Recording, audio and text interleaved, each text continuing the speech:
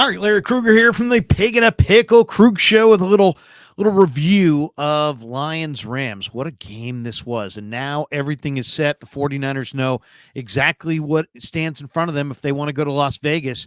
They got to beat the Green Bay Packers next week at Levi Stadium and then most likely beat the Detroit Lions in the NFC Championship game. And if they can do that, they're probably headed to Vegas, or they will be headed to Vegas to take on the AFC champion. But that looks like the 49ers most likely road. It's not set in stone 100%, but the Packers will be coming to Levi's next week. All right, we are brought to you by Pig and a Pickle, the best barbecue in all of Northern California. Check them out in Emeryville and Corte Madera. They're open 7 days a week from 11 a.m. till 8 p.m. or until they run out. Pig and a Pickle. Go get the brisket chili. Tell them that Krug sent you. We're also brought to you by Marin Auto Glass.com, 415-883-3030. We appreciate them for being a sponsor of the Krug Show. And of course, this video brought to you by Underdog Fantasy. Check that link in the description. Use the promo code Krug, and they'll match you up to your first $100. All right, let's talk a little bit about Rams Lions in Detroit. Got going early. David Montgomery with a 1-yard run, and Detroit was up 7-0 in the first quarter. Rams countered with a field goal, 24 yards out, and it was 7-3. And then Jahmyr Gibbs would go in from 10 yards out to make it 14-3. Then Puka Nacua and Stafford hooked up on a 50-yard bomb to make it 14-10.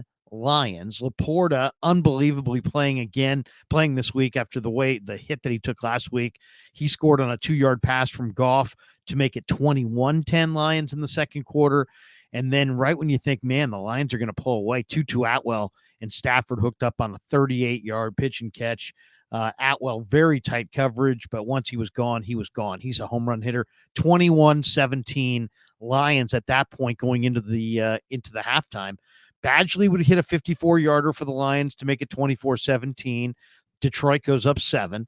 Maher then makes a 27-yard field goal to bring the Rams within 4. And then Maher with another field goal for the Rams, 29 yards out to make it a 1-point game. But it really came down to the end of the game. It was 24-23 Detroit with 3:30 left in the game. And Jared Goff had the thing in his hands, and could he put it away? And tonight, at home in Detroit, he got it done. He hooked up with David Montgomery on first down for a big, big first down. And then at the 2-minute warning, Detroit was up 1 with the ball. There was the non-PI call on Puka Nacua, by the way, really helped the Lions win this game because the Rams did have a big third down in this game that was negated by a grab jersey against Puka Nacua, who was absolutely amazing tonight. Puka, 9 catches, 181 yards, and a touchdown. I thought that was PI, to be honest, and it wasn't called. That was a bad break for the Rams. The other bad break was Tyler Higbee, maybe the ugliest part of this game. Borderline dirty hit by Kirby Joseph. I mean, I think there'll be an awful lot of discussion about this nationwide tomorrow in every medium available. I mean, you're talking a guy going full bore helmet right at a guy's exposed knee when he's in the air. I mean, why even have any penalties if you're not going to penalize that? I mean, literally you're putting a guy's career on your helmet in his most awkward position. That's the hit they've got to get out of the game, because that's the one that, it's millimeters from devastation. It could be a career ender. There's just no place in the game, in my opinion, for where Kirby Joseph put his helmet against Tyler Higbee there in this game. And if you see the highlights, I'd love to hear your thoughts. To me, that one didn't sit well, just because it could have been a catastrophic injury. But then the biggest play of the game, of course, Jared Goff drops back to pass with 1:54 left. He sees Amon-Ra St. Brown. They get the key first down. And that's it. The Lions put it away. The Lions, were the better team in the red zone. That really was the difference if you check the box score. I mean, very even. Detroit threw for more. I mean, the Rams threw for more yards. Stafford had a great passing day in his return to Detroit. The Lions were just better in the red zone. The Lions went 3 for 3 in the red zone. The Rams went 0 for 3 in the red zone. And that was the difference in the ball game. So Detroit wins it 24-23. They're 12-5. Goff, if you want to throw a headline on it, he maybe gets his revenge. Stafford played really well, but I mean, the story here was Puka Nacua is just an absolute monster. This is a rookie wide receiver, 9 catches for 181 yards. Cooper Kupp barely did anything in this game, and they had him totally covered. But Puka, just amazing. And Jared Goff, 81% is what he completed in this game. 22 of 27. He was very efficient, 277 yards, touchdown, took care of the football. He's got a true workhorse back in David Montgomery. Montgomery did just enough. 14 carries, 57 yards and a touchdown. Workmanlike. He's powerful. He's hard to tackle. Amon-Ra St. Brown, everybody who knows NFL football knows he's a true number 1, and he got slighted in some areas for some of the honors, and I'm sure he's not feeling good. 7 catches for $110. He's one of the NFL's best receivers. Remember the name, Amon-Ra St. Brown. And then, all you got to say is that for Detroit, why did they win? Their big guys played big. Not only did Montgomery have a good game, Amon-Ra had a good game, Goff had a good game, but how about Aiden Hutchinson? 2 sacks, 5 hits on the quarterback. I mean, he's a blue chipper, and he played like one tonight. So great win for the Detroit Lions. They were the better team in the red zone, and they were the more efficient team. Dan Campbell's team played better football, and Goff, when he had to, in the clutch with the money on the table, they went to kind of it wasn't an in route, more of almost like a stop route. Maybe like a short curl, really more of a stop route in the middle, and just a timing route. You got Goff, who can throw lasers, and you've got Amon-Ra St. Brown. He said afterwards, "Hey man, we've run that play a lot." Yeah, I mean, I'm sure that's the pass that they feel they can complete at any time, at any point, because Goff can be that good with it, that accurate, and Brown can make any catch, contested or not, and they went to their bread and butter. They had a bread and butter, and they put the game away. So great win for the Lions for sure. And what a story. Aiden Hutchinson's from Plymouth, Michigan. And, now he's on the Lions, and Dan Campbell has resuscitated this brand, and they get their first playoff win in 32 years. So that is very, very cool. The Lions were the better team, and, their first playoff win since 1991. That is unbelievable. And Detroit they couldn't get it rolling on the ground in the second half. Give the Rams credit. They shut down the Lions' run game in the second half for the most part. But the Lions were efficient. Stafford had more yards. Puka's a future star. Credit the Rams, by the way, in their transition year, their kind of cap transition year, when they're trying to rebuild their roster and kind of regain their footing after all the money they've spent.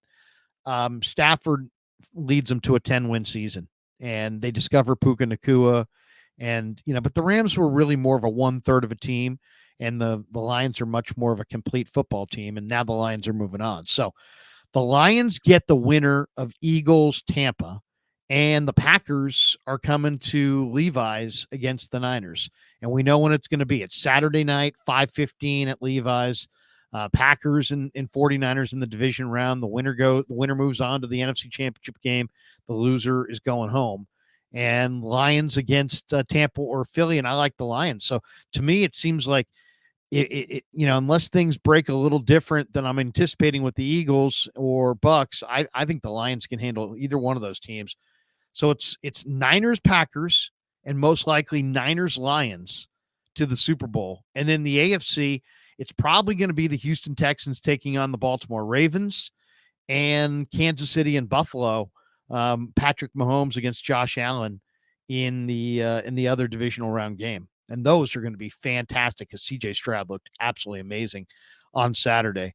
So there you go. The playoff, the pattern as we see it going to the Super Bowl has been set with the way these games have gone. I'm assuming Buffalo is going to beat Pittsburgh tomorrow, and I don't think the Eagles-Bucks winner can beat Detroit. So that's the way I see it. I see it being Niners-Packers, and then Niners-Lions if the Niners want to go to Las Vegas for the Super Bowl. So going to be very interesting. The Lions are definitely one of the bright up-and-coming teams in the league.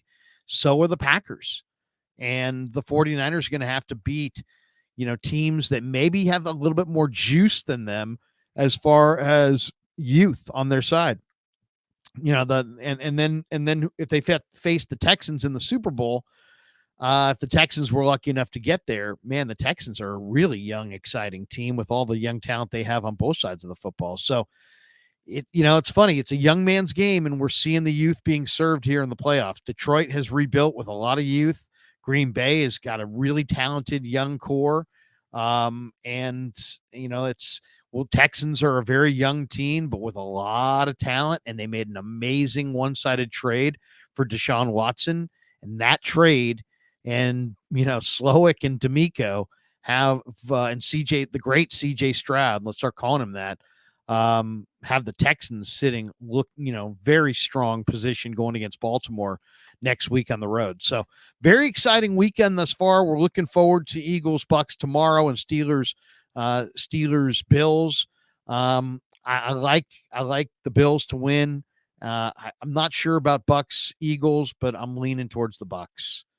I don't believe Philly's just been bad for no reason. I think there's actually football reasons that they've struggled, and I'll take the Bucks at home against the Eagles. But I think that could be an incredible, hard-fought, very tight football game. But tonight, the Lions, what can you say? I mean, they're primetime guys. Goff played well, very well, in one of the biggest games of his life, I'm sure, going up against McVay. I mean, McVay got rid of him. He led the Rams to a Super Bowl appearance. And then McVay said, you know what? We're good enough. You're not good enough. And we're going with Stafford. So don't think that this wasn't a special game for Jared Goff. So he gets his revenge. He tells McVay, enjoy the offseason. Stafford was spectacular, as you would expect he would be. But with the money on the table, Montgomery and Amon-Ra St. Brown made some big plays at the end, and the Lions get over 24-23 in the wild card game. And now it's Niners, Packers, and Lions, Eagles, or Lions, Bucks, and then the Super Bowl. All right. Thanks to Pig and a Pickle for being the title sponsor of the Krug Show. Thanks to Underdog Fantasy and Mojo Fantasy for sponsoring the Krug Show as well. Thanks to Marin Autoglass for sponsoring the Krug Show. Thanks to all of you guys for supporting the Krug Show on YouTube.